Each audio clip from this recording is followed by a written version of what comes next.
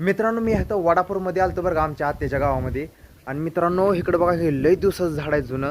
इकडे एक महादेवाचं मंदिर आहे मित्रांनो, अतिशय खूप जुनं आणि प्राचीन आहे बरं का, खतरनाक पूर्ण असं दगडामधनं. पाठीमागच्या व्हिडिओमध्ये पूर्ण दाखवलं होतं. ही बघा आत्या ह्या वाड्यामध्ये राहते आणि हा वाडा पूर्णपणे दगडाने बनलेला होता आधी. होता का बरं म्हणतोय सांगू का तुम्हाला. इकडं बघा आमच्या आत्या बरं का, ही आत्या आल्या त्या आत्या मस्त आहे बरं का, हे राव जुन्या पद्धतीचं एकदम. इकडं बघा एक खोले, हे काय आपण उघडू शकत नाही. मस्तपैकी बघा जुन्या पद्धतीची लाकडं. होय किती वर्ष झाली असतील आता तरी ह्या लाकड. तारीख पण आहे काय बघा, आता तारीख दाखवतो म्हणले त्या मला. हा हो का, इथं काय आपल्याला आता एवढं कळ नाही व्यवस्थित, पण हो का इथं बघू शकताय तुम्ही.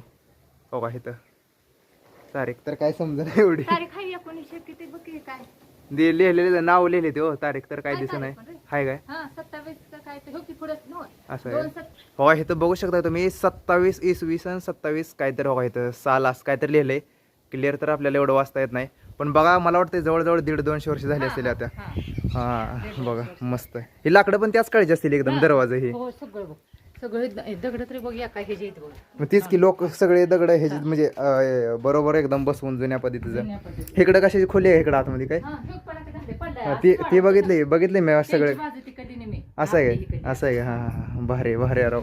बघा हे जुन्या पद्धतीची एकदम खतरनाक 200 वर्षाखालची ती बरं का, म्हणजे जवळजवळ शिवाजी महाराजांच्या काळाच्या आसपासचा असणारी.